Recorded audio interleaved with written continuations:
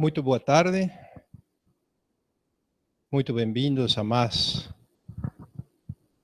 uma apresentação desse nosso grupo de trabalho, fórum de discussão, que chama PME no Divã, no qual nós compartilhamos com pessoas que estão assistindo-nos online questões, preocupações, assuntos que tenham interesse para o empreendedor da pequena e média empresa, que dificilmente tem acesso e tempo para poder analisar, discutir e refletir sobre questões que podem ajudar a fazer muita diferença na sua organização. Em definitiva, a nossa proposta é entendernos com a mente do empreendedor, com a cabeça dele. Essa mente se compõe de um lado intelectual, técnico e cognitivo. E também não poderia faltar o lado emocional, porque o empreendedor é movido pela paixão, e a paixão surge da emoção. As pessoas já nos conhecem, mas como possivelmente há novos ouvintes, nós vamos nos apresentar rapidamente. Para que acham? Eu sou Héctor Lisondo, e eu tenho uma vivência na área de produção como gerente, mas também eu sou engenheiro e sou psicólogo. E tenho trabalhado muito em organizações familiares, especialmente na interface do conflito entre aquilo que é racional, técnico, e aquilo que se refere às relações humanas, às motivações, às dificuldades, às inibições que todos temos. Vicente, que está a meu lado, se apresenta. Olá, pessoal, tudo bem? Que bom estar com vocês aqui mais uma vez para falar sobre esse universo da PME. Vou seguir aqui o caminho do Héctor, me apresentar um pouquinho também, para quem eventualmente ainda não tenha acompanhado nenhum trabalho nosso. Eu, como formação, sou contador, mas sou um apaixonado por empreendedorismo e uso essa minha atividade de contador para, de alguma maneira, apoiar os empreendedores, né? Faço parte desse grupo com muita alegria, na tentativa exatamente de discutir um pouquinho como é que as ferramentas de gestão podem ajudar a diminuir as angústias dos empresários no dia a dia. E antes até de deixar que Valéria e Luiz falem a respeito das suas especialidades aqui, quero lembrar vocês todos, primeiro, que vocês podem participar com comentários, sugestões, perguntas, dividindo o seu dia a dia no WhatsApp. Está o número aqui bem em cima de mim, eu estou vendo ali na telinha, que é um WhatsApp aqui de São Paulo, 11 966410924. Então você pode mandar seus comentários aí pelo WhatsApp e a gente acompanha por aqui. Podem também acompanhar esse nosso trabalho lá na página do Facebook, que é facebook.com/PME no Divã. E também vão encontrar a nossa página no LinkedIn, que também é linkedin.com/PME no Divã. Acompanhe então esse nosso trabalho, tá bom? Valéria, fala um pouquinho, vai, de você, conta. Boa tarde, é um prazer também estar em mais essa edição. Vou dizer primeiro um pouco da nossa expectativa, acho que isso é mais importante do que dizer quem somos nós, mas a ideia é construir juntos um fórum para pensar sobre questões que têm a ver com a pequena e média empresa. Eu sou psicóloga, depois eu estudei na GV, então eu acredito que pensar em temas com essa complexidade exigem... estudei administração, o Héctor está ajudando a me explicar melhor. Mas eu acredito que temas dessa natureza exigem cada vez mais um fórum multidisciplinar. Uma ciência, um olhar, acaba sendo uma visão muito parcial e nos dá respostas que são... Exato. Então, e também só a vivência do estudo, claro que eu também trabalho com o Héctor, eu sou filha dele, sócia dele, então a gente fala de empresas familiares desde a perspectiva concreta de lidar com uma, enquanto sócios, mas também... Exato. Mas também a gente oferta para os empresários familiares uma consultoria que ajuda a empresa a alcançar um outro arranjo que acaba sendo mais eficaz. E eu percebo que também a experiência dessas pessoas nos ensina demais. Então, que tudo aquilo que a gente estuda nos livros e que a gente lê, claro que isso é fundamental, mas que tem impasses e que tem situações que a vivência é soberana, em termos do quanto se pode crescer e extrair frutos, né, com isso. Então, por isso que eu acredito que esse espaço tem tanta potência. Agora eu acho que eu passo a palavra para o Luiz, senão eu acabo me perdendo. Tá bom. Olá a todos, né? Eu sou Luiz Oliveira. Assim como o Vicente, eu acho que esse nosso processo, nosso momento, ele é muito rico, né? Entre nós, que a gente tem se provocado muito e trazido muitas discussões entre nós, e a gente tem falado, vamos levar essas discussões para quem nos assiste, né, e deixar isso registrado para, né, futuras pesquisas que, né, esses programas estão sendo gravados, então a gente está disponibilizando no canal do YouTube para que, né, possa ser retomados, né, no futuro.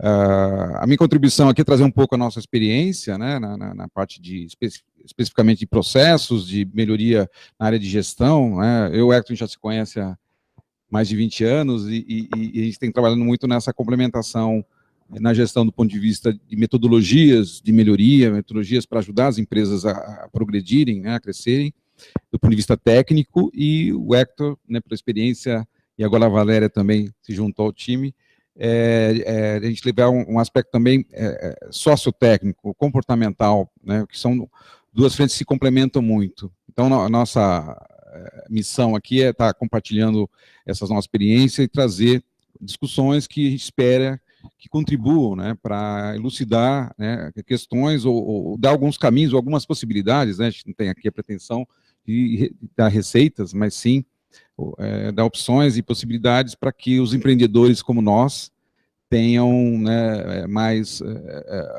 visibilidade, né, e outros caminhos que ele possa ajudar no negócio que ele está tentando construir.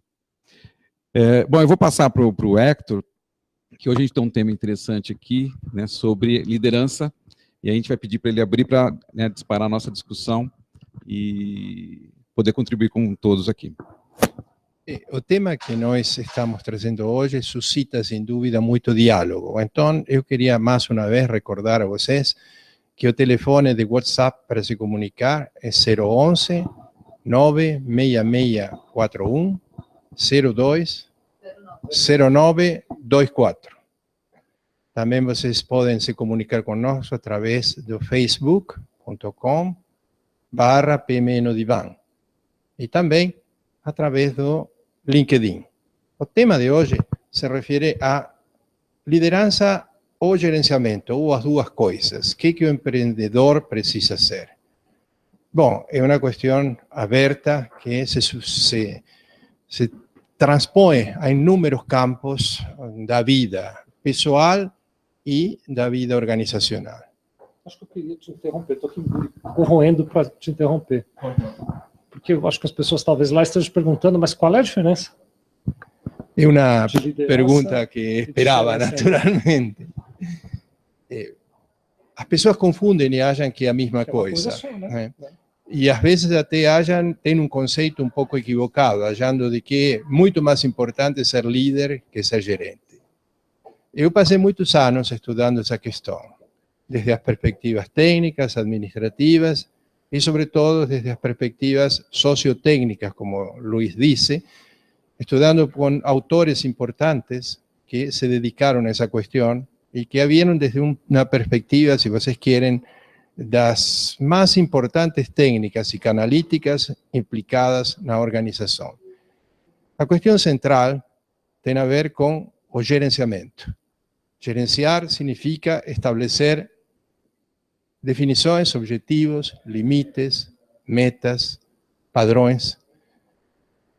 Gerenciar é uma maneira de trabalhar com sistemas e com processos. A liderança tem uma perspectiva de, respeitando estas questões, se preocupar com a motivação e com a disposição das pessoas a se comprometer com o método de gerenciamento escolhido e com os objetivos que a organização tem. Para ser mais claro, o gerente tem uma condição necessariamente de líder, mas o líder precisa ser gerente. Sem ele poder ser gerente, é muito difícil que você consiga lidar com um grupo ou dirigirlo na direção de conseguir objetivos. Portanto, desta óptica, e contrariamente a muitas das afirmações que eu escutei, a condição de gerente é muito mais completa que a de líder. Ele tem que ser líder também, mas ele tem que estabelecer estratégias, objetivos, definições e, por sobre todo, pensar em resultados da organização. Então, a diferença entre os dois talvez não exista, é que um está incluído dentro do outro. Não há uma diferença de que fazem coisas opostas, no meu parecer, ou excludentes. Ou seja, no meu parecer, e na minha experiência, o papel principal do empreendedor é ser um muito bom gerente. Entre essas habilidades está a de ser líder. Frequentemente, ele tem dificuldades com esta segunda. Por quê? Porque para ser líder, você precisa entender algumas das perspectivas psicológicas do indivíduo e do grupo. E isto é uma complexidade, porque o grupo também tem uma característica de resposta que é típica de cada momento e de cada circunstância. Para ser mais claro, não existem receitas. É necessário ser capaz de ter a habilidade de ler a situação e actuar de acordo com essa leitura, com um repertório próprio de respostas. Esta é a característica do líder que tem sucesso. Deixa eu só complementar, que você estava falando, eu me lembrei de alguns líderes que eu conheci na minha carreira, né, em vários trabalhos que a gente faz nessa vida de consultor, e a gente encontra, né, muitas vezes o empreendedor, ele é um líder nato. Já encontrei muitas vezes um empreendedor que ele tem é uma pessoa que motiva, tem visão, né, às vezes até aquele que a gente chama de líder messiânico, né, que ele consegue convergir as pessoas. Mas, em boa parte dos casos, o líder ele acaba tendo muita autoconfiança, né, na sua capacidade de liderança e até no seu carisma, e ele acaba não seguindo ou sendo rebelde em usar métodos gerenciais que são adequados, que estaria contribuindo para que ele realmente fosse pleno, né? Ou seja, uma pessoa que tem uma liderança natural, né, carismática, e usa bem técnicas gerenciais e ferramentas, ela vai, né, se superar e vai ser, né, extraordinária. Mas quando ela abdica dessa escolha em usar técnicas, seja por indisciplina, seja por questão cultural ou até por prepotência, né, muitas vezes é por isso, ou ignorância. Eu estou aqui me posicionando em relação ao que você está falando, Luiz. Será que não tem aquele indivíduo que ele acha assim, ele de fato é líder, ele tem talvez até essa característica messiânica, né? Então ele vende a ideia muito bem para a equipe, do qual é o nosso objetivo, para onde estamos indo e tal. Será que em alguma medida esse líder, ele não pensa consciente ou inconscientemente, em algum ponto da cabeça dele, que, bom, essa parte de gerenciamento minha equipe faz. Essa parte de gerenciamento, se eu convencê-los de para onde temos que ir, eles vão cuidar do gerenciamento. Não, porque existem vários níveis de gerenciamento, né? E o líder tem um gerenciamento que a gente chama de gestão estratégica, ou seja, a gestão dele está ligada às escolhas estratégicas da empresa, né? É algo que ele não pode abdicar. Não pode abdicar e não pode terceirizar, né? Às vezes eu comento, né, que às vezes um funcionário ele toma uma decisão errada, comete algum erro e tem consequência, até questão de custo. Quando um líder, nós que somos líderes, erramos, ela é muito mais nefasta, tem muito maior consequência para o negócio, porque nossos erros, e um erro estratégico pode, né, destruir uma empresa. Então, o líder, acho que ele tem uma obrigação maior de dar o exemplo e de usar o máximo possível que ele conseguir ter de metodologias de gestão, né, mais direcionadas à estratégia, ou as práticas gerenciais que a empresa tem que ter, e até para orientar os seus gerentes, né, para que realmente ele minimize a chance de algum erro do negócio, que pode ser fatal para todos. Uma provocação assim que a gente escuta no campo, né? Primeiro, será que na PME faz sentido? Eu mal consigo sobreviver, né? Quem somos nós para pensar num planejamento estratégico? Não somos uma grande organização. Isso por um lado. Então, acredito que é importante a gente discutir isso, pensando que o nosso público são pequenos e médios empresários. E, por outro lado, muitas vezes a gente já escutou Ah, meu estilo é intuitivo. E você vê que a organização tem êxito, sobreviveu até aquele momento. Então, como que você faz, ou o que significa, claro que a gente tem trabalhado sobre isso também, mas como que a gente pode mostrar as consequências, ou o que implica uma afirmação nesse sentido, e que limitações ela traz para a cultura e para como a organização pode viver no futuro, né? Tá. Bom, então vou reafirmar o que eu comentei antes, ou seja, o fato de ser pequeno, né,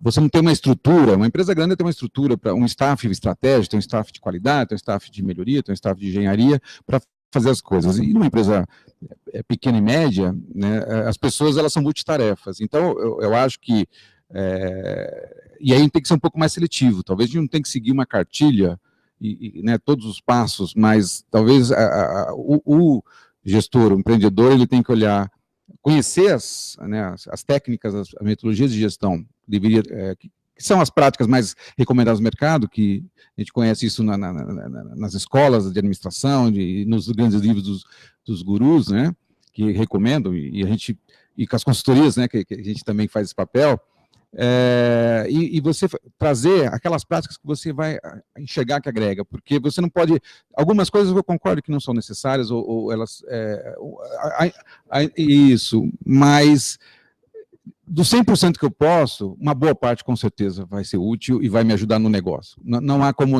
e aí é claro que talvez a gente precise de ajuda para selecionar qual, né, dessas monte de coisa que tem no mercado para a gente usar, qual é aquela que vai agregar para o meu negócio, né? Qual é que vai fazer a diferença. E vai ter alguns erros, eu mesmo, né, uso algumas ferramentas que eu ensino e algumas eu não uso, né? Porque já está intuitivo, às vezes chega uma hora em alguns aspectos que você já está tão familiarizado com aquele assunto que ele vira a sua prática natural. Então você já não precisa mais estar tão treinado naquilo, você usa no dia a dia. Mas tem outros que você tem que ter disciplina. Eu acho que uma grande questão que eu sinto, só antes de passar a palavra para o Vicente, é que os líderes, né, e os gerentes, né, que estão à frente do negócio, às vezes eles acham que eles não têm tempo, né, ou eles não se disciplinam o suficiente para ter uma regra, por exemplo, uma prática simples, ter reunião todo dia para levantar os problemas e ajudar o pessoal, ou uma reunião semanal para fazer tomar decisão. É uma disciplina, tem que ter. E mensurar, tem indicadores, etc. A gente pode entrar já nisso. Eu estou aqui ouvindo tudo isso e é fantástico ter esse tipo de reflexão. Acho que é bem essa proposta do nosso programa, né, de você do lado de lá poder ouvir esse tipo de coisa que é dita durante o nosso trabalho e de alguma maneira refletir o que isso se encaixa ou não no seu dia a dia, né? Valéria, por exemplo, estava dizendo que você vai juntar conhecimento acadêmico e até conhecimento prático, mas que no mundo real, naquela realidade daquela empresa em particular, não tem um caminho certo definido, uma metodologia. Como o Luiz acabou de dizer, tem práticas e técnicas de gestão que se aplicam bem numa empresa e não se aplicam bem na outra. Acho que isso é um pouco também do papel do líder ou do gerente definir que controles ele quer ter, né? Eu costumo imaginar que a empresa ela tem pontos sensíveis e se você controlar, já ouvi até o Hector dizer isso, você escolher os pontos necessários de controle. Controlar estes pontos, você consegue muito bem tocar a tua empresa. Eu vou instigar o Hector depois a repetir, se você lembrar, a história do painel do carro, né? O Hector vai contar daqui a pouco essa história, eu vou cuidar de lembrar aqui, porque é uma história interessante para vocês ouvirem do lado daí. Mas eu fico imaginando, eu quero ouvir a opinião dos meus colegas aqui a respeito disso, até que ponto o líder, o gerente, o empreendedor, ele tem consciência desse papel dele, porque na minha realidade prática de campo, quando eu vou conversar com as empresas e tal, e já disse isso aqui em outras ocasiões, muitas vezes o dia do líder, do empreendedor, do gerente, é um dia que sai do controle dele, em que ele não faz nenhuma das tarefas, ele nem gerencia, ele nem lidera, ele nem empreende, ele acaba reagindo. Então ele chega pela manhã na empresa com um problema X, cuida metade deste problema, aparece o problema Y, ele cuida a outra metade daquele problema. Valéria, acho que foi você que falou, né, Valéria, que não, mas nós aqui conduzimos ou administramos de maneira instintiva e tal, né? Intuitiva, pronto. Isso funciona muito bem quando o mercado vai bem, se eu vendo muito, se eu tenho uma mínima margem de lucro, O intuitivo vai bem quando o dinheiro sobra, né? Mas num momento como esse, por exemplo, semana passada falamos de crise, ou melhor, na anterior, a intuição já não vai tão bem, porque começa a exigir, a estressar, submeter aquela organização a um estresse maior. E assim, eu, antes de repassar a palavra para os demais, eu queria instigar você aí que está nos assistindo a pensar quanto tempo, de fato, você, que é líder e que é gerente do teu negócio, dedica para essa função de líder e de gerente, e quanto tempo você permite que o teu dia a dia roube de você e te afaste dessas missões, ao ponto, Luiz, do sujeito não ter nem tempo de refletir sobre que ferramentas existem. Ele simplesmente sai trabalhando. Só para reforçar seu ponto, Vicente, se ele está na situação, isso já é um reflexo de que ele tem deficiência na gestão. Ou seja, essa questão de você ser refém dos problemas da empresa mostra que há uma deficiência na gestão da empresa, porque a gestão, ela significa você tomar as rédeas da empresa e você ditar o tom que as coisas têm que tomar. Quando a empresa começa ela te atropelar, ela ditar o tom e fazer você trabalhar muito e resolver muitos problemas, é porque tem muita coisa dando errada e porque você não tem, né, bons processos, não tem bons sistemas gerenciais que conduzam, né, a empresa de forma adequada, e você virou um bombeiro, e aí você é refém disso, e é um ciclo vicioso difícil de você quebrar e reverter. Héctor, acho que você quer falar? Vários factores contribuem para isso, não é?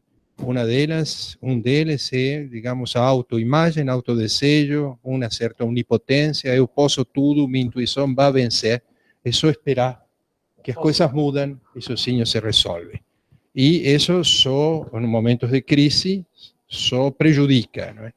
Eu creio que Luiz deu algumas dicas que nos podem ajudar a pensar melhor nisso. Um empreendedor, ele não lidera ou não gerencia apenas uma empresa. Em realidade, uma empresa é um conjunto de sistemas e processos. Em realidade, a vida dele está destinada a que processos obtenham sucesso. E esses processos transformem alguma coisa em outra, melhor, que é solicitada por seus clientes, que têm interesse em satisfazer uma necessidade. Mas não sei se está claro, e normalmente não está. Frequentemente eu me encontro com meus alunos com essa dúvida, como professor. Que claro eles têm o que pode ser sistema e o que pode ser processo. Vejamos, um sistema pode ser pensado como um conjunto de elementos que têm uma finalidade comum. Então, nós temos inúmeros sistemas.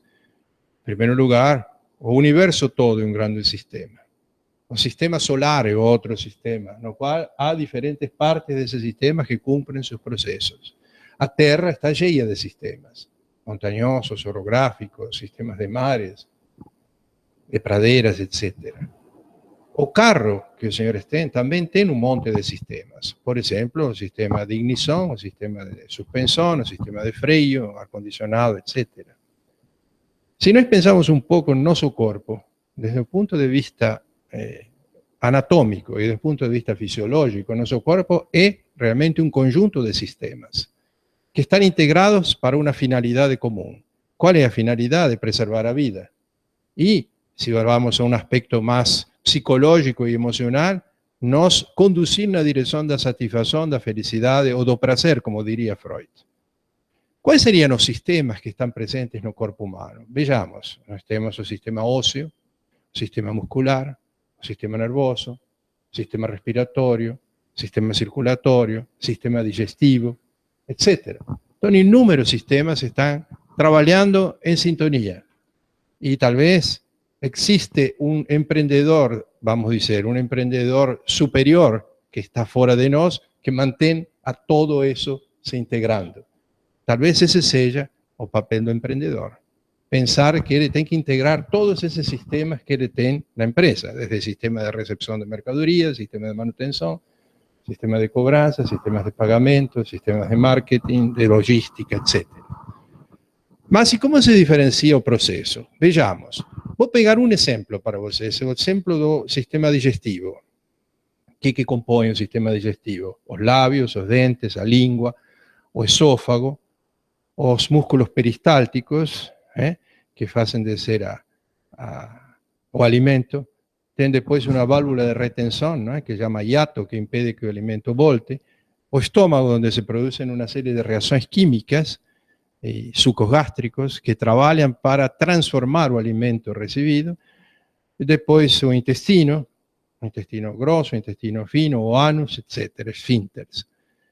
¿Y cómo funcionaría un proceso? Un proceso sería, por ejemplo, una manzana. Eu vou comer uma maçã. Então, o primeiro processo é morder a maçã. A morderla já transformei a forma dela. Mas se eu a mastigo, eu transformo em uma massa, diferente do que era originalmente, um corpo sólido. Essa massa circula pela minha boca e desce pelo esôfago, empurrada para o estômago, onde se mistura com os sucos gástricos. Neste momento não se reconhece mais a maçã. Se eu quiser abrir seu estômago, não tem nem a forma primitiva dela. Está acontecendo uma transformação.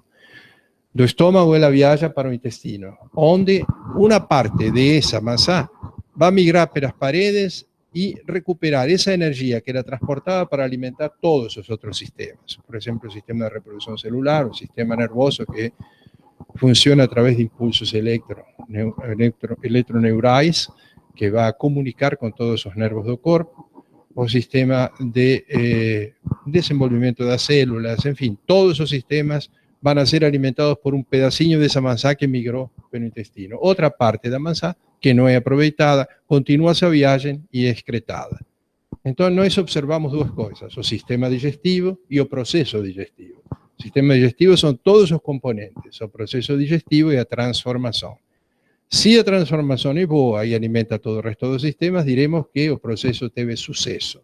Entonces, o suceso de un sistema tem a ver com uma boa transformação. Para isso, ele tem que ter componentes adequados. E aqui entramos no papel do empreendedor. Se ele se perde, como Luiz e Valeria disseram, através dos detalhes que pipocam aqui e lá, ele perdeu de vista que ele é, digamos, um comandante de sistemas e um vigilante de processos.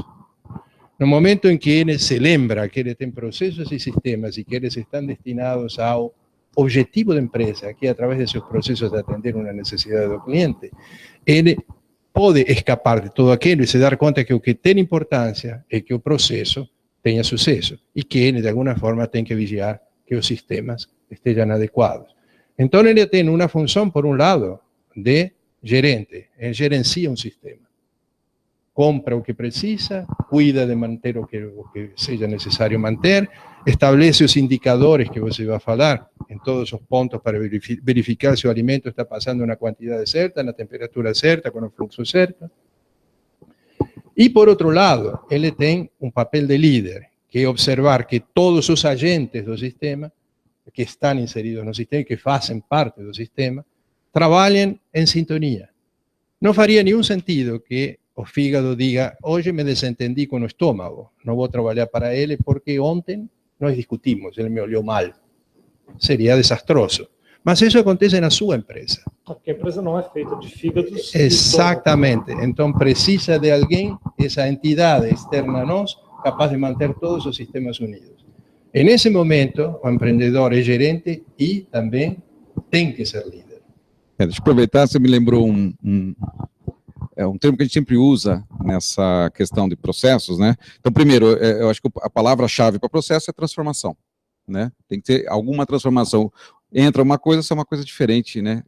Que é transformada no processo, de preferência de maior valor agregado, de maior valor do que entrou, né? Esse que é estruturado o negócio. E a gente sempre fala, e aí pegando essa questão do líder, né, e gerente, é que muitas vezes a gente falou no nosso último encontro dos fatores críticos, né, de sucesso do pequeno e médio empreendedor. A gente falou de vários assuntos, né, e uma delas são as pessoas. Muitas vezes a empresa ela precisa ter pessoas muito bem qualificadas, competentes, etc.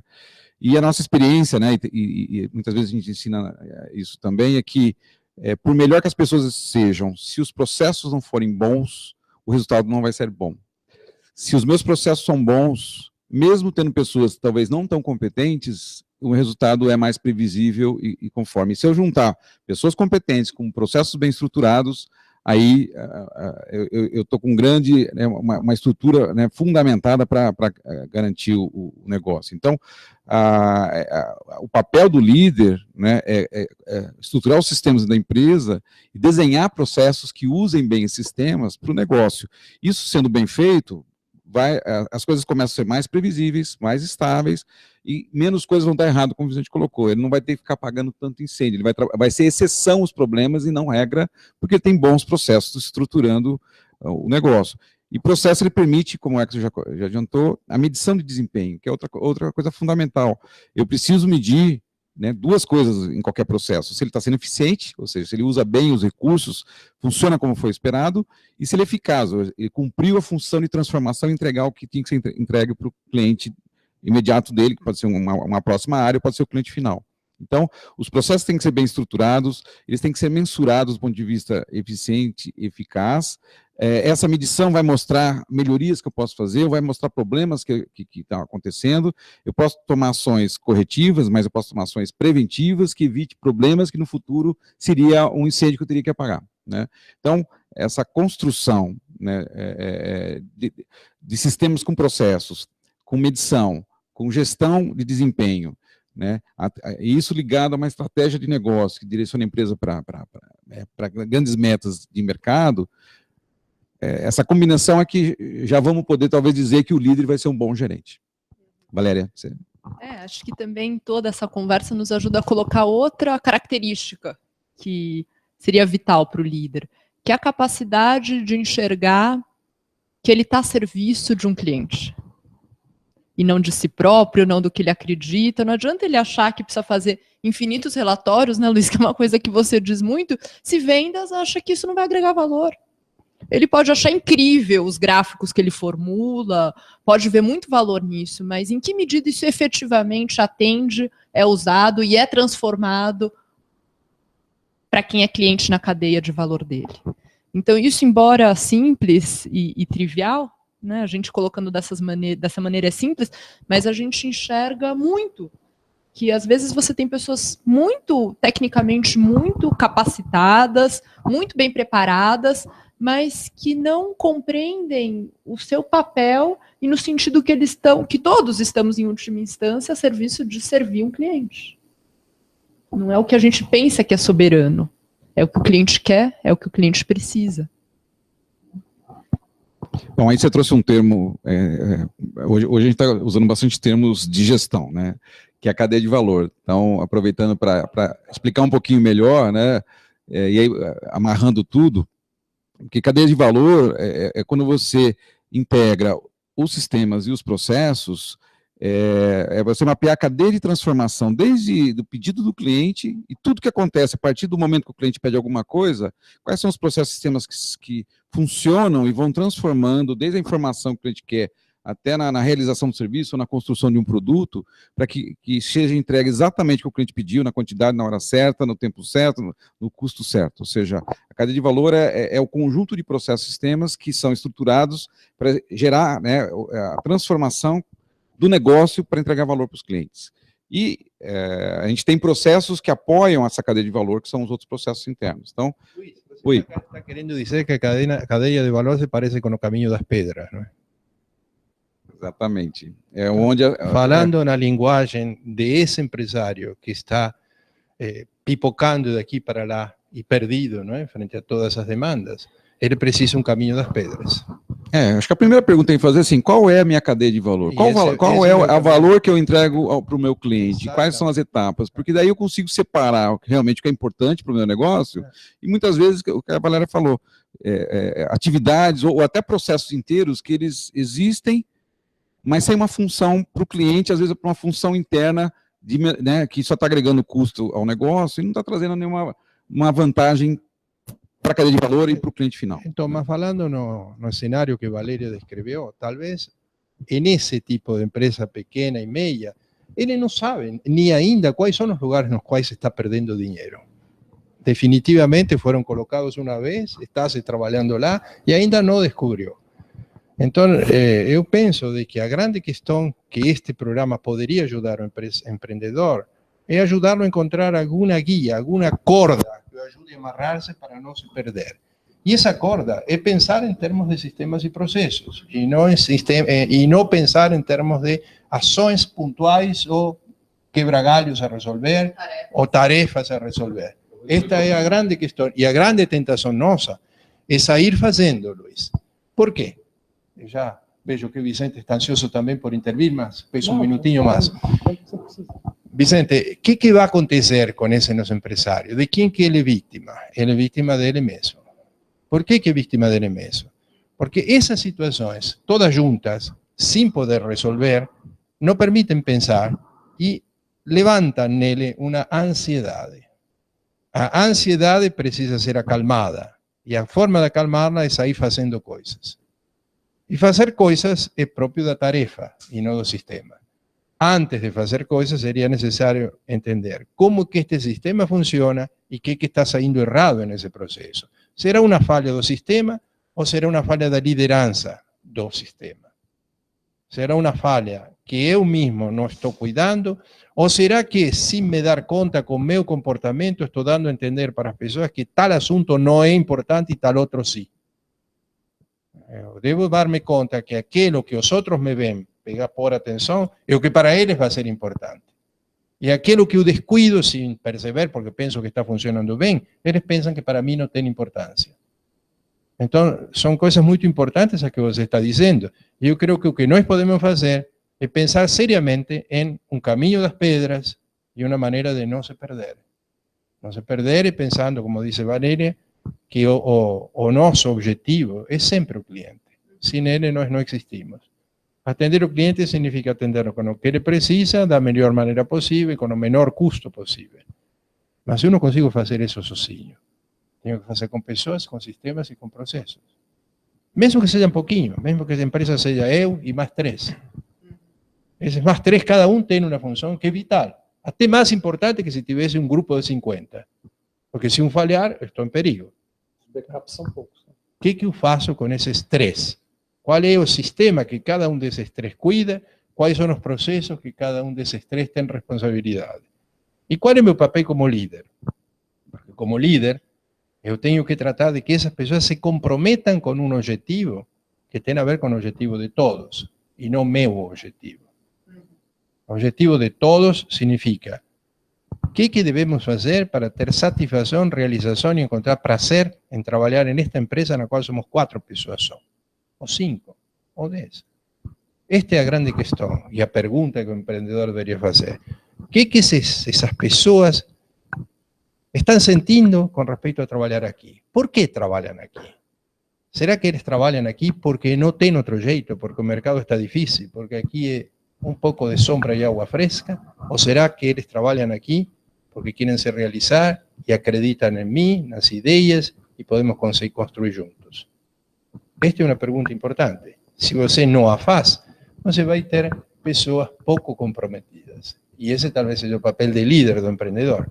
Não estar atrás de cada decisão, mas sim estar atrás da questão mais central, não é? Muito bem. Eu, nessa minha experiência como contador, assim, é muito comum quando a pessoa vai abrir uma empresa que ela venha falar com o contador. Então, eu converso muito com gente que vai abrir um negócio, com gente que às vezes vai abrir o segundo negócio, mas com mais frequência a gente vai abrir um negócio pela primeira vez. E as dúvidas são muitas e tal, e assim, eu gosto muito desse tipo de conversa porque é uma oportunidade de aprender e de trocar com essas pessoas. O perfil mais comum que eu encontro, e depois vocês me complementam se esse perfil bate com o que vocês veem, é o perfil de alguém que tem uma certa habilidade, uma determinada habilidade, e que ele quer empreender naquela habilidade que ele já possui, né? O exemplo que eu sempre dou quando falo disso, por exemplo, é alguém que cozinha muito bem, então faz um bolo delicioso, e aí eu faço o meu bolo, o Luiz prova, acha uma maravilha, Felipe prova, acha maravilhoso, Valéria prova, acha fantástico, todo mundo diz, nossa, Vicente, seu bolo é fantástico, e eu gosto de fazer bolo, e eu digo, puxa vida, eu tenho que empreender nisso aí. Vou fazer uma fábrica de bolos, pronto. Esse é o perfil mais comum de empreendedor que eu vejo. É claro, existe um empreendedor profissional, que ele foi buscar várias opções de mercado, foi analisar onde é bom investir. É lógico que existe, não estou negando que esse exista. Mas no mercado de PME, que é onde eu atuo com mais frequência, o que eu vejo é um empreendedor que acaba indo para a área onde ele tem alguma habilidade. Isso eu acho fantástico e muito positivo sob o ponto de vista de que, bom, pelo menos ele vai fazer alguma coisa que ele domina, o que ele gosta e que ele domina plenamente, que ele tem conhecimento, porque eu, por exemplo, se tivesse que abrir uma fábrica de bolo, dependeria de ter um boleiro de primeira mão e ficaria suscetível ao comportamento, a transparência e a relação que eu teria com esse boleiro. Então, por esse lado, você dominar o que você empreende é muito bom. Mas eu sempre me preocupo e gosto de falar com as pessoas a respeito disso, porque tem uma armadilha escondida aí. Que o Hector fala com frequência dessa onipotência e tal, né? Talvez essa armadilha ganhe força na medida da onipotência, porque esse empreendedor que é bom em fazer bolo e vai abrir uma fábrica de bolo, ele pensa que saber fazer bolo é tudo o que é necessário para abrir uma fábrica de bolo. E ele vai descobrir depois, e acho que é aí que entra o que o Luiz está dizendo, de processos, de controles, de sistemas e da nossa conversa de hoje, ele vai descobrir depois que fazer o melhor bolo do mundo não basta para que ele tenha uma empresa, uma fábrica de bolos que seja eficiente e eficaz. Né? E rentável. Pronto. Que é outra questão também. Você pegar... Às vezes, para ser rentável, não precisa fazer o melhor bolo do mundo. Exatamente. Às vezes é até melhor não fazer um bolo tão bom assim. Se você vai para a área de artes, por exemplo, né, Hector, e eu às vezes acompanho alguns clientes aqui, que são artistas maravilhosos, que na sua área de artes são muito competentes e tal, mas que não ganham dinheiro nenhum, acabam passando a vida sofrendo. Bom, vejam Van Gogh, ia falar dele, meu querido xará Vincent Van Gogh, vão lá ver a história dele, até a orelha o menino perdeu. Até o meu próximo passo é cortar a orelha, viu, Hector? Já estou no caminho. Mas eu não quero perder o foco que eu estava dizendo, que é o seguinte, que acaba que o sujeito ele cria uma certa miopia, Luiz Valério, Hector e pessoal, e ele acha que, bom, então eu vou focar em fazer bolo. Primeiro, porque eu gosto de fazer bolo, eu não gosto de processo, Luiz, eu não gosto de controle, eu não gosto de medição. E eu não gosto, Valéria, de me relacionar com a minha família ou com as pessoas da minha equipe. O que eu gosto é de fazer bolo. Quando eu estou em crise, eu vou fazer bolo. Eu vou lá me concentrar em fazer bolo e tal, achando que toda a solução vem a partir daí. No mundo corporativo, não é assim, pessoal. Infelizmente, não é essa a realidade. Você, quando abre a tua fábrica de bolo, você que já tem uma, já descobriu, né? Você descobre que você precisa entender e ser capaz de lidar com marketing, com finanças, com contabilidade, com processos, com sistemas, com pessoas. Existe uma determinação muito grande de necessidades. Em alguma maneira... e talvez a Valéria colabore nisso aqui, porque eu não conheço tanto do tema, me parece que às vezes o empreendedor ele se coloca numa posição de autista. Ele passa a viver uma realidade dissociada, ele não se relaciona mais com o mundo lá fora e às vezes não se relaciona nem mais com o mundo aqui dentro. Ele para de falar com o gerente dele, ele para de falar com o assistente, ele diz, não, deixa as pessoas lá, eu vou fazer bolo só. A maneira dele se proteger da ameaça e da angústia de não conseguir. Pois é. Então, de alguma maneira, dessa maneira, ele se esconde, entre aspas, de toda essa ameaça que ele vive. Tudo deu errado, mas o bolo é maravilhoso, né? Mas ele pode chegar a odiar bolo. Eu tenho amigos que adoravam ir para o bar e estar lá como clientes. É uma delícia, né?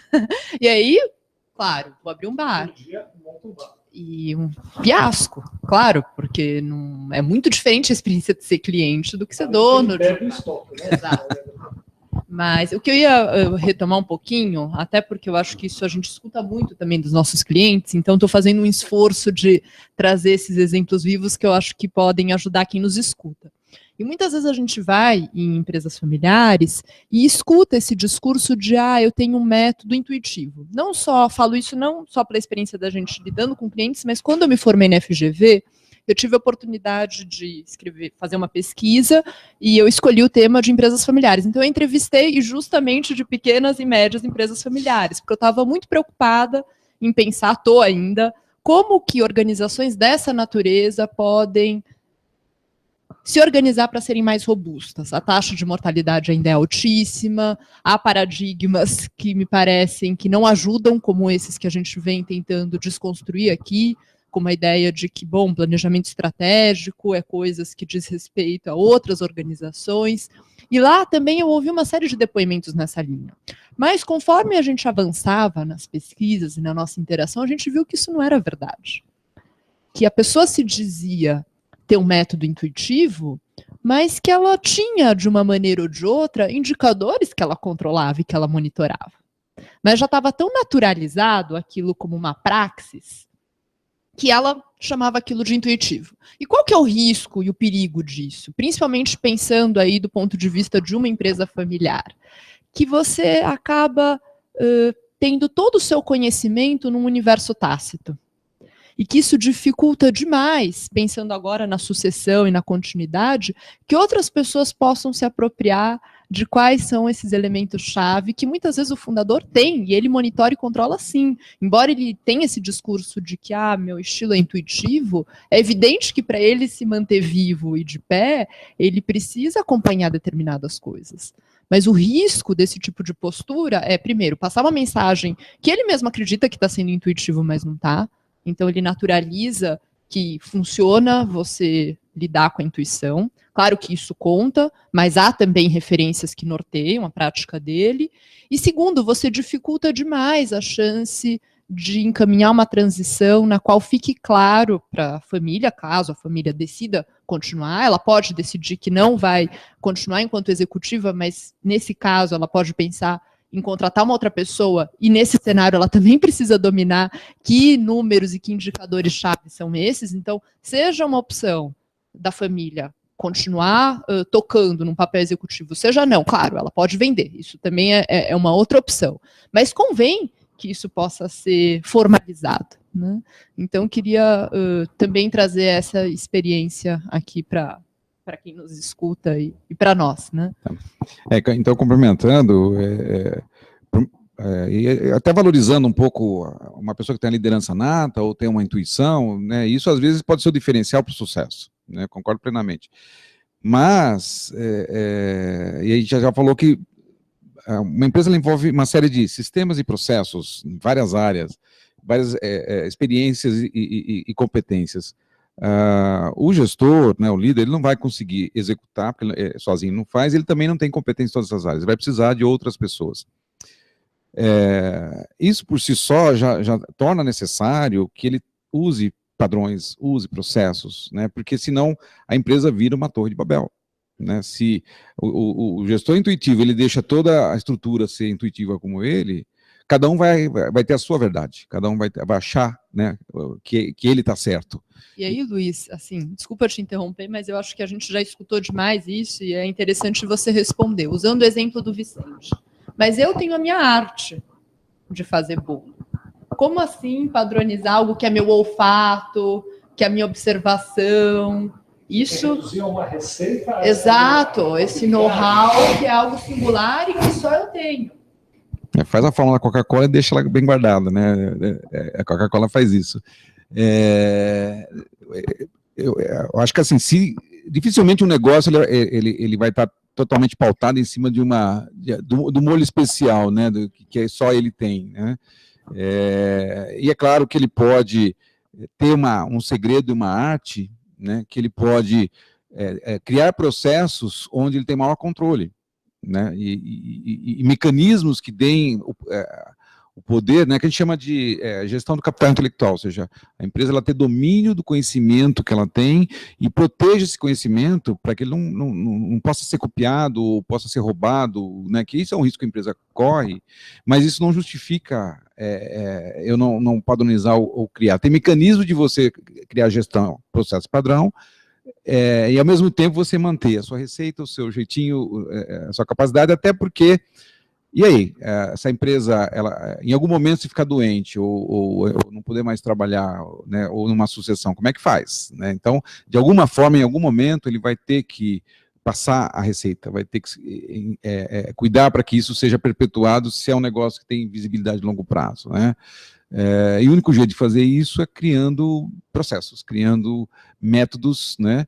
E, de novo, tem várias formas de fazer isso, né? E eu não preciso necessariamente publicar isso, deixar, né, aberto para todo mundo saber. Luis, disculpe que te interrumpa, me parece que es oportuno dizer que, claro, receitas y los procesos son fundamentales y que es fundamental que você tenga líderes que convenzan a las personas, en primer lugar, de escreverlos, en segundo lugar, de implantarlos. Nós conhecemos, outra vez, como Valeria fala, várias organizações que têm uma biblioteca de processos guardados. Están descritos, están guardados. No se usan porque de alguna forma no fueron integrados, no hubo una liderança capaz de mostrar a finalidade deles. Então a pessoa já, não, vou escrever o padrão, pronto, está escrito, está tranquilo. Não é verdade. é uma transformação cultural importante. Talvez convenha para alguns das pessoas empresárias e empresários que nos estão ouvindo, fazer uma reciclagem a respeito de qual é o papel de um empreendedor.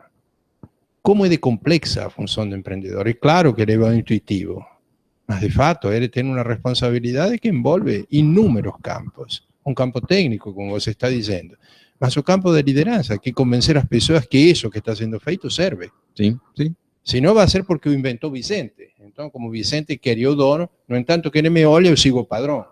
Assim que ele vira as costas, guardo o padrão, que total não serve para nada. Já tenho minha visão, já sei como faz as coisas, não? Não creio que aqui façam isso, não é, Vicente? Não, eu estou aqui embaixo. Até para complementar um pouquinho. E quanto não se perde com isso, né? Porque, é claro, às vezes, a contribuição que você tem para dar sobre o processo que eu desenvolvi é riquíssima. Claro. E eu estou aberto a te ouvir. Naturalmente. Porque fui eu que criei a receita do bolo. Exatamente. E voltando para o bolo, Valéria, talvez você tenha uma pitada de sal, de bicarbonato, que transformaria o meu bolo, que já é excelente, em algo melhor, extraordinário. claro, E eu não claro. quero te ouvir. Então, nós estamos frente a uma conjunção dos dois fatores que deram origem a esta reunião. O papel como gerente e o papel como líder. Como gerente é pensar em termos de sistemas e de processos. E como líder é conseguir que as pessoas se comprometam com essa cultura. O que é uma cultura? Algumas vezes nós falamos isso, vamos repetir. Uma cultura tem a ver com uma maneira de fazer as coisas que o grupo acha que dá certo. É um resíduo de sucesso, como diz Valéria, que ela tirou de Schenck, um grande pensador da área de cultura organizacional. Então, uma cultura é uma maneira que todos têm de trabalhar porque acham que dá certo, é o que se deseja, é o que os mantém, entre aspas, protegidos. Por isso que é muito difícil mudar uma cultura. Quando você muda uma cultura, de alguma maneira, põe as pessoas sob uma ameaça. Antes, se faziam o que aquela cultura dizia, se sentiam seguros. Se agora você muda, não se sabe. Por isso que o papel do líder, e agora ele como empreendedor e como líder, tem que ser uma permanente transformação da cultura.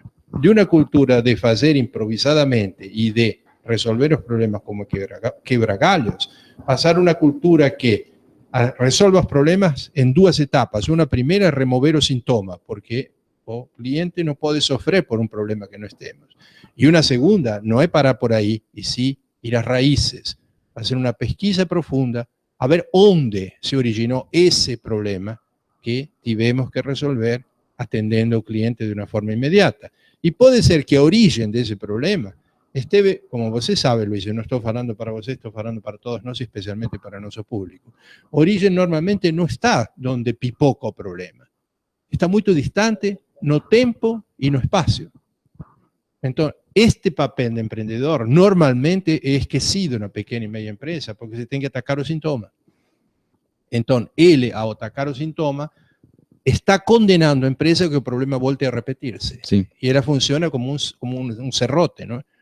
Resolve e perde, resolve e perde, resolve e perde. Aproveitando, então, amarrando a questão cultural com o que a gente conversou, né, o que eu acho, né, que é saudável para uma empresa, que a gente tenta fazer, é criar uma cultura da melhoria contínua, né, em cima de processos bem estruturados. Esse é o segredo do sucesso. Ou seja, eu defini bem meus processos, criei um padrão, mas os padrões, eles nunca são perfeitos, eles precisam ser melhorados. Para eu melhorar, eu preciso medir, e a medição vai me mostrar oportunidades de melhoria.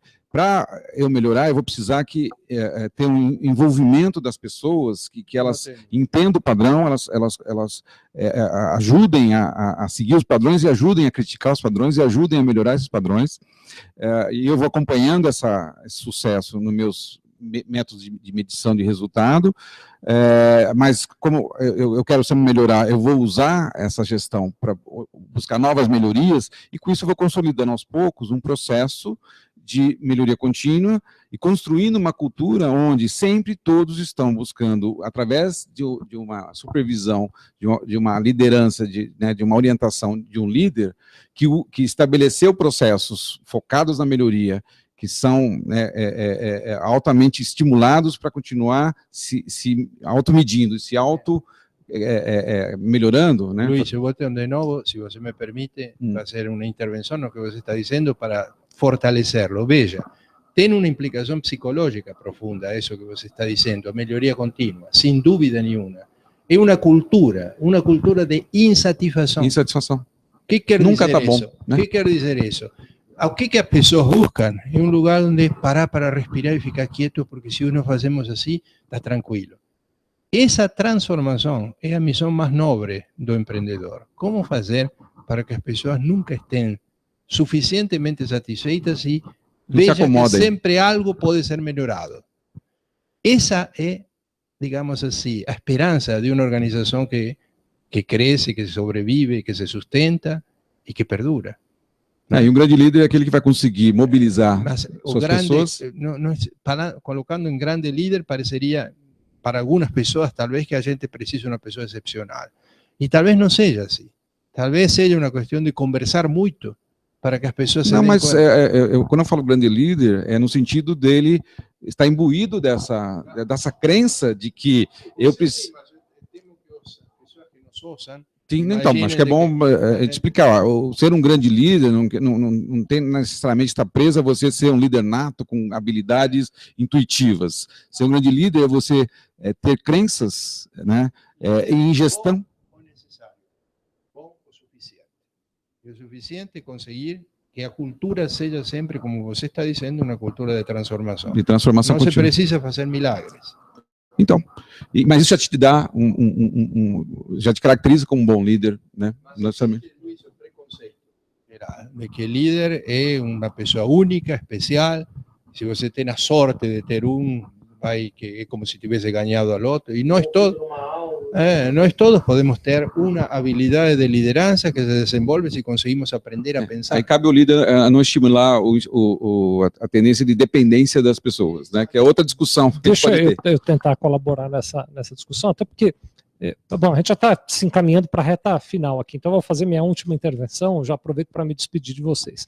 Mas assim, essa questão da cultura dentro das empresas é uma realidade muito forte, né? A empresa, ela naturalmente, e se o líder não age, essa cultura se forma sozinha dentro da empresa, né? Se o líder não tem esse papel de germinar a cultura. A cultura se forma sozinha. Sempre vai existir uma cultura, porque as pessoas precisam se refugiar em algum lugar. A cultura é também um refúgio.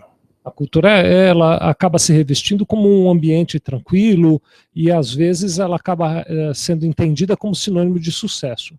Mas, muitas vezes, ela é o princípio do fracasso, né? Porque ela vai se cristalizando dentro daquela empresa, por pequena que a empresa seja, e ela dificulta as mudanças, né? Então, só para fazer essa minha última intervenção, e antes da Valéria falar, eu quero te fazer um pedido, Valéria. Eu quero ler para vocês aqui um pequeno trecho de um sujeito chamado Arthur Mendes, que me encantou. Ele diz o seguinte, olha, que no século XVIII, Thomas Edison irritou os acendedores de lampião. Em 1900, Ford irritou os cocheiros. Em 1920, Marconi irritou as gravadoras. Nos anos 30, a TV irritou o rádio. Ele pula um pedaço aqui, é lógico, para não ficar muito longo, dá para dar muitos mais exemplos. Hoje o Uber irrita os taxistas, né? O WhatsApp irrita as teles, o Netflix irrita as TVs e a Tesla irrita os petroleiros. Enfim, o progresso é a esperança dos povos e o desespero dos acomodados. Acho que isso tem muito a ver com o que a gente está falando aqui, com a cultura que tem que ser mutável e tal. Foi um prazer estar aqui com vocês. Valéria, queria te pedir, se você me autorizar, eu vou reproduzir, assim que você me dizer que pode ser, essa semana compartilhou com a gente um material do Benjamin Zander, que é alguma coisa sobre transformação. Fala um pouquinho sobre isso, eu vou compartilhar aqui. E só quero terminar mandando um abraço para a Bárbara. A Bárbara mandou uma mensagem aqui dizendo que tem acompanhado o nosso trabalho e que gosta muito e tal. Obrigado, viu, Bárbara, pela audiência. Boa noite para todos vocês. Ok, Vicente, eu compartilhei duas coisas. Eu vou falar um pouquinho desse vídeo do TED e depois vou falar um pouquinho de outro livro que eu compartilhei no nosso canal. Esse vídeo do TED, talvez, eu até fiquei em dúvida se eu colocava na nossa página ou não, mas eu acho que ele coloca em determinados momentos coisas bem interessantes. Ele é um músico e ele comenta sobre o que significa música clássica, principalmente, como isso afeta a todos nós, né? Então, é uma fala no sentido de estimular essa sensibilidade e de como ela pode ser um veículo que transmite coisas E a arte é isso, né? Que outras modalidades não conseguem. Estou colocando na nossa página do Facebook. Legal. E aí, em determinado momento, ele comenta do Nelson Mandela, e que ele visitou a África do Sul, e vai na prisão dele, e fica muito impressionado com como será que foi resistir por 27 anos, e como certamente existe um propósito muito claro e muito firme que o alimentava e que o permitiu resistir e depois fazer tudo o que ele fez, né? Essa questão de uma inspiração que motiva e que permite lidar com adversidades terríveis. E ele também coloca uma imagem interessantíssima, que é pensar na figura do maestro. Ele fala, pensem, o maestro não produz um som. A capacidade e a habilidade dele é justamente coordenar todos esses órgãos, todos esses músicos, para que no tempo correto, na intensidade adequada, eles produzam uma obra-prima. Mas ele não faz nada. O trabalho dele consiste nisso. E outra coisa que eu compartilhei com vocês é esse livro chamado Qual é a Tua Obra? É do Mário Sérgio Cortella, porque a gente também tem conversado nas outras edições, não sei quem nos acompanhou, mas quem está nos acompanhando pela primeira vez, uma das tônicas do nosso papo aqui também tem sido a questão da missão, afinal de contas, qual que é o propósito de uma organização? Isso, inclusive, como vantagem competitiva num cenário de crise. Você ter essa clareza e ter esse sonho e esse horizonte, né? Manter isso vivo. Então, esse livro é maravilhoso, também discute questões que a gente vem falando, como a questão do erro, do fracasso, enfim. E eu vou ler aqui para vocês o que está na contracapa, para, quem sabe, estimulá-los a conhecer um pouquinho mais. Então, qual é a tua obra? É ser reconhecido? Desenvolver a capacidade de aprender sempre? Saber o significado da sua poiesis? Encontrar-se naquilo que faz? Enfrentar a jornada do herói? Saber a diferença entre erro e negligência? Saber que não sabe? Ser humilde? Aproveitar as oportunidades, enfrentar o medo da mudança, saber o tamanho que você tem dentro do planeta, ter medo da satisfação, saber lidar com a velocidade das mudanças, combater o bom combate, aprender a agir sem cautela imobilizadora nem ímpeto inconsequente, administrar o tempo e distinguir o que é urgente do que é importante, ser capaz de inspirar pessoas, projetos e situações, enquanto líder, animar as pessoas a se sentirem integradas à obra, ter a capacidade de se reinventar, de buscar novos métodos e soluções, ser ético, antiético ou aético, ser íntegro, conseguir enxergar o outro como outro e não como estranho, ser ambicioso, mas não ganancioso, distinguir o que é essencial do que é fundamental. Boa noite para vocês.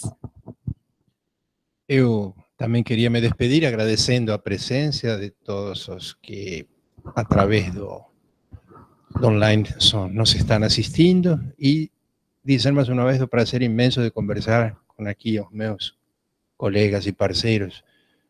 Excelentes colocações de todos que também me permitem aprender. Gostaria de recordar que o próximo encontro vai ser o dia 24, às 18 horas. 24 na terça-feira, né? Então, vocês podem mandar sugestões, perguntas, temas para discutir. Os e-mails vocês já os conhecem. valeria@pmnodivan.com.br, vicente@pmnodivan.com.br, luis@pmnodivan.com.br e o meu, Héctor, com H, @pmnodivan.com.br. Muito obrigado a todos. Não, também queria agradecer e para ser rápido, só pedir para que vocês nos estimulem na nossa discussão, né, e tragam as suas angústias, que a nossa missão aqui um pouco é tentar trazer à tona, né, esses temas e trabalhar um pouquinho dentro do que a gente puder contribuir com a nossa experiência. Então, por favor, né, fiquem à vontade de... Né, eu tenho certeza que deve ter muitos temas, né, que estão afligindo os gestores hoje, e a gente está aqui um pouco para tentar, talvez, ajudar nessa discussão, né? Talvez não vamos dar a receita, mas pelo menos a gente abre, né, possibilidades. Então, obrigado, até a próxima.